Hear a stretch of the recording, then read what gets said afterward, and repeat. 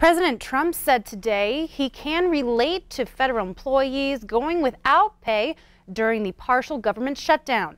It's day 16 of the standoff, with Democrats standing firm that no taxpayer dollars be used to build a wall. But in new comments and bold letters, Mr. Trump says the wall is coming. Errol Barnett is at the White House. What do you say to Americans concerned about a delay in getting their tax refund? It'll all work out. What we need is a strong border. President Trump, returning from Camp David this afternoon, reiterated his threat to declare a national emergency to secure money for border security. It is national security. It's a national emergency.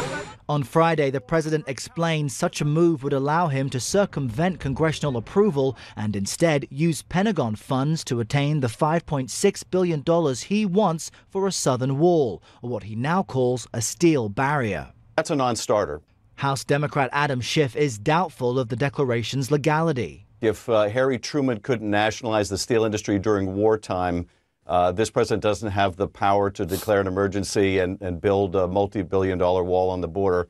Bipartisan talks have been deadlocked for weeks, with Democrats refusing to allocate any money for a wall that Mr. Trump had said Mexico would pay for.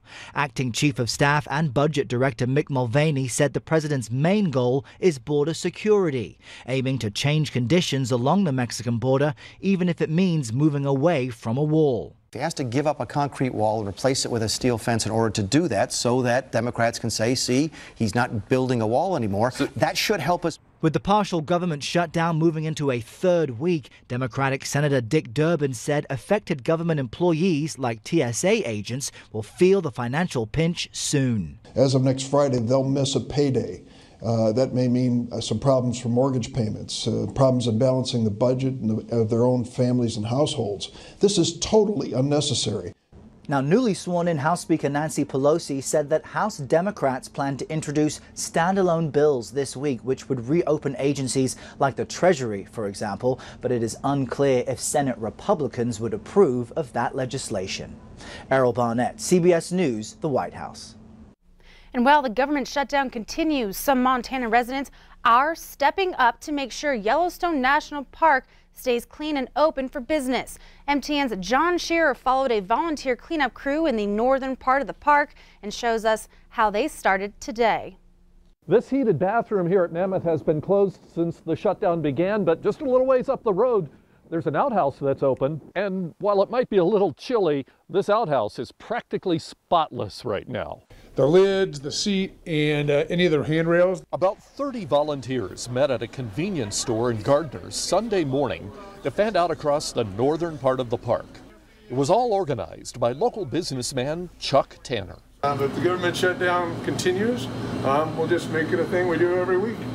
We got a lot of good people in this town, and who knows, it might even be a little fun. Did he say cleaning toilets would be fun? I don't like cleaning my bathroom, but we can get this one taken care of, all right? Garbage bags and rubber gloves were handed out, and the volunteers stepped up. We love Yellowstone National Park, and we feel being able to do anything to maintain the beauty of it and making sure that people can, enjoy the park for years and years to come, and her kids. For us, we're most appreciative of that, and we thank you and thank everybody for doing that. Besides picking up the garbage and wiping down surfaces with disinfectant, the day's effort even included cleaning graffiti off a bathroom wall. Well, that's one less thing for people to have to see when they come in. Tanner, like most of the people who live near the park, has a stake in keeping it open. Their crowds are down, obviously, because a lot of people think the park's not even accessible. But for the most part, it's business as usual. And people are,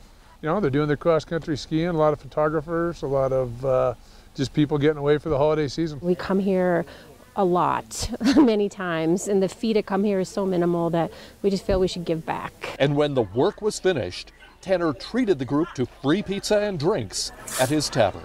And while there are tales of filthy toilets, even damage in some national parks, here in Yellowstone, the people doing the cleanup right now say that's not the case. They say visitors here are treating the park with respect. In Yellowstone, I'm John Shearer for MTN News. Zandora, which runs restaurants, hotels, and other businesses in the park, are also covering the cost of keeping some services running during the shutdown. Well, this evening at around 4:45 p.m., an 80-year-old Circle man died in a two-vehicle accident in Glendive. The victim was driving a Chevy Silverado on Montana 200 when he crashed into the side of a tractor and flatbed trailer that was attempting to turn left and head eastbound on Montana 200 from the I-94 off-ramp. The 80-year-old victim was not wearing his seatbelt and was pronounced dead on scene. The 32-year-old flatbed driver from North Dakota was not injured in the crash. A 20-year-old male passenger was also not injured. Both men were wearing their seatbelts. This is the third fatal accident on Montana highways since the start of the new year. Tonight, we've confirmed that a snowmobiler who was injured in an avalanche Saturday afternoon has died. The Choteau newspaper is reporting that Teton County Sheriff Keith Van Senton said searchers recovered the victim who was injured in the avalanche in the Helena, Lewis, and Clark National Forest west of Choteau. The emergency call came in just after 4 p.m. on Saturday, and at that time, more than 30 people responded to aid in the search.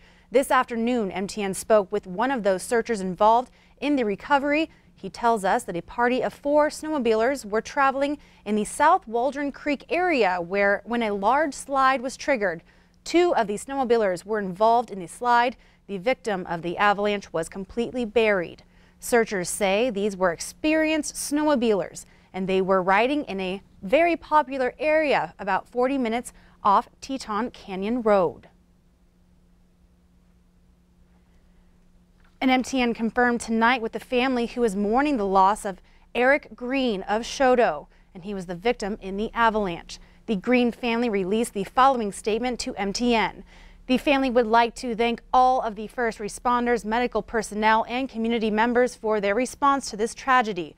Their tireless efforts are appreciated beyond words by all of the family. The love, care, and concern shown by everyone involved means so much to us. We politely request that the privacy of the family be respected as we mourn the loss of our loved one. On January 3rd, a petition letter was sent to the Crow Tribal Secretary to remove Chairman Not Afraid and Secretary Old Crow. The Crow Tribal Chair says an attempt to remove him from office is not in line with the tribe's constitution.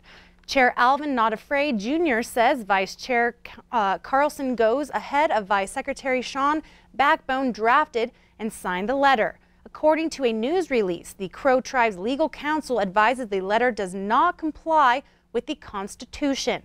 Not Afraid also says the letter does not have specific allegations. I am an administrator of due process. I have no problem with anybody trying to attempt any action. The issue I have with it is that the implementations that they're trying to press are not valid. Just like in a court setting, there's evidence, different exhibits that demonstrate, say, foul play, so forth. But in this case, it's not. It's just a letter addressed for a recall. And we left messages but have not heard back from either Vice Chair Goes Ahead or Vice Secretary Backbone. This weekend, experts who know the ins and outs of planning a wedding came together to collaborate. Connoisseur Media celebrated its 25th annual Billings Wedding Fair. It's the largest and the oldest held in a 4-state area. The fair is free to those attending, and it features more than 50 companies. It's an opportunity to find and compare wedding companies to all of the ones instead of having to drive to each one yourself. When you're looking for a photographer, you're looking for entertainment, a venue to hold your wedding and your reception. When it's all right here, it's easy peasy, lemon squeezy, and you're in and out. We wrap up the wedding fair every year with that fashion show. Brides probably have an idea of what they want to see, but when they can see it on someone walking up and down the runway, it gives them an even better idea. We get to see families coming through and celebrating the growth of that family with the wedding. So it's great for us.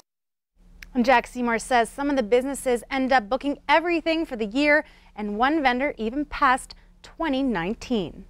Well, still to come on the 10 o'clock news, we learn about how Montana is trying to keep an open door with Mexico when it comes to barley trade. And later in sports, it's one of the biggest questions in athletics right now. Should you focus on one sport in high school or play multiple? We dive into the conversation after the break. You're watching MTN News with Zoe Zandora, Storm Tracker Weather with Connor Pregetzer, and Sports with Casey Conlon. This is the 10 o'clock news on Q2, Montana's news leader.